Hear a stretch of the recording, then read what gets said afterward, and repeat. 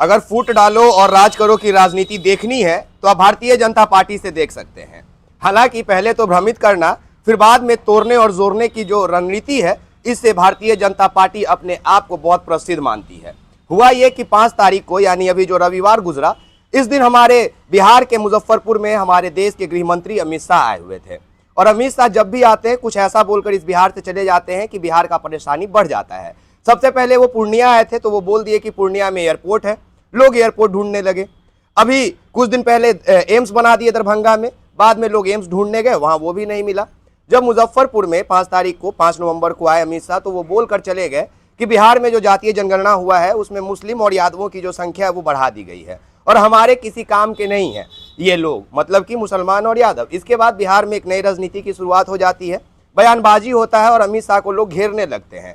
लेकिन जब अमित शाह रायता फैलाकर बिहार से चले गए तो कोई ना कोई तो उसको समेटेगा, तो उनको समेटने के लिए आगे आते हैं रामकृपाल यादव। और यादव हैं तो उनसे बढ़िया कोई सफाई कर्मी उनको मिलेगा भी नहीं, क्योंकि चूंकि यादव और मुसलमान पे ही टिप्पणी किया गया था। अब 2 दिन बाद, जब आप ये वीडियो देख रहे होंगे या जब हम बना रहे हैं, इसके 2 दिन बाद यानी 14 नवंबर को रामकृपाल यादव जी ने गोवर्धन पूजा के दिन यादवों का एक महासभा बुलाया है।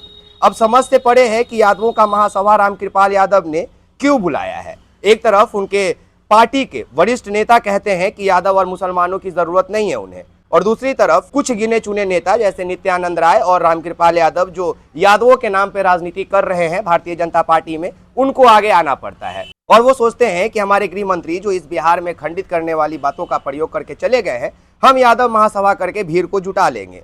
और यही शंका अब बनी हुई है कि क्या यादव महासभा में जो भीड़ जुटेगा वो रामकृपाल यादव के लिए जुटेगा या अमित शाह के लिए जुटेगा।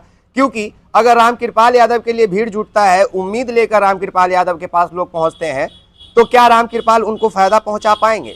रामकृपाल यादव एक सांसद के तौर पे बेहतरीन इंसान है, एक बेहतरीन नेता है, उनको लोग बहुत मानते हैं। लेकिन क्या वो अपने लोगों को भ्रमित करके राजनीतिक फायदा उठवाने का प्रयास करेंगे। क्योंकि अमित शाह साफ साफ बोल दिए कि मुसलमानों की संख्या बढ़ाई गई है, यादवों की संख्या बढ़ाई गई है। बढ़ाया किसने? बिहार सरकार ने, अपने निजी लाभ के लिए। उनका यह कहना है कि बिहार में जातीय आधारित वोटिंग होती है तो यादव और मुसलमानों की संख्या वो बढ़ा देंगे तो बिहार के क्षेत्रीय पार्टी को फायदा हो जाएगा और भारतीय जनता पार्टी को नुकसान होगा, ऐसा उन्होंने दिखाने का कोशिश किया।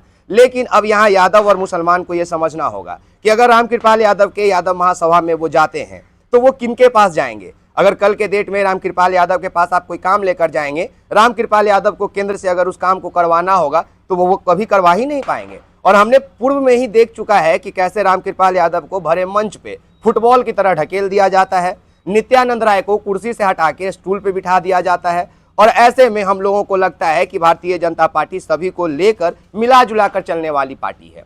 हम बात कर रहे हैं अमित शाह का। आपको याद होगा कि पिछली दफा जब अमित शाह आए थे उसके बाद सासाराम और बिहार शरीफ में दंगा हो गया था। मतलब कि अमित शाह जब भी बिहार में आते हैं कुछ ऐसा बोलकर चले जाते हैं जिसके बाद हम बिहार वासी कंफ्यूज हो जाते हैं। कंफ्यूजन ये पैदा होता है कि जो देश के गृह मंत्री बोल रहे हैं वो सच है कि नहीं। पूर्णिया एयरपोर्ट गलत हो गया, एम्स गलत हो गया, और यादव और मुसलमान पे जो टिप्पणी की है कि हमें जरूरत नहीं है, ये कितना सही है ये आप हमें बताइए। लेकिन इस देश में जो हिंदू और मुस्लिम के जो विवाद होते हैं, अभी राम मंदिर बन गया है, रामलला को स्थापित करने के लिए जो भव्य आयोजन किया जा रहा है, अगर इन सभी को देखेंगे तो एकमात्र हिंदुत्व का चोला ओढ़े भारतीय जनता पार्टी को लगता है कि हम सिर्फ धार्मिक बातों को कर कर, रोजगार के मुद्दों से भटकाकर, हिंदू मुस्लिम करके हम इस बिहार को और इस देश को नई राजनीति का रूप देंगे। कैसे महोदय, बता सकते हैं क्या? बिहार में यादव और मुसलमान के साथ साथ अन्य जातियां भी होती है। क्या आप सिर्फ उन जातियों का राजनीति करना चाहते हैं? और अगर ऐसा है तो यादव और मुसलमान क्या अपना अलग प्रधानमंत्री बना ले?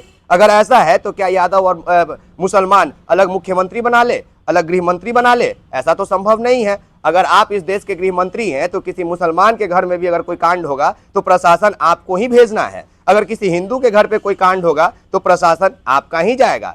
भले वो बिहार में होंगे तो बिहार के गृह मंत्री नीतीश कुमार हैं, लेकिन केंद्र तो आप संभालते हैं, केंद्र में तो आपकी बातें हैं, सर्वे सर्वा मालिक तो आप हैं। तो आप इतने बड़े नेता होकर हमारे राज्य में आकर कहते हैं हिंदू और यादव और मुसलमानों की जरूरत नहीं है। तो जरूरत किसको है यादव और मुसलमान वोटरों की? और वो भी तब आप ये बात बोलकर जाते हैं जब 2024 के लोकसभा चुनाव का लगभग प्रचार प्रक्रिया शुरू हो जाता है। लगभग नेताजी लोग अपना अपना वोट बैंक मजबूत करने में लगे रहते हैं। तभी तो रामकृपाल यादव भी 14 तारीख को यादव महासभा बुला लिए, क्योंकि उनको तो दिखाना है ना कि नहीं भाई, अमित शाह जो है वो हमारे केंद्र के नेता हैं, हमारे राज्य के लोगों पे कोई असर नहीं पड़ेगा। लेकिन रामकृपाल यादव तो उसी पार्टी के नेता हैं, उसी पार्टी से उनको काम कराना है। और अगर कल के डेट में जितने यादव महासभा में भीड़ जाएगा, उन्हीं लोगों से मैं पूछता हूं कि अगर आपके सामने आपके नेता रामकृपाल यादव को भरे मंच पर फुटबॉल की तरह फेंक दिया जाए तो क्या आप स्वीकार करेंगे?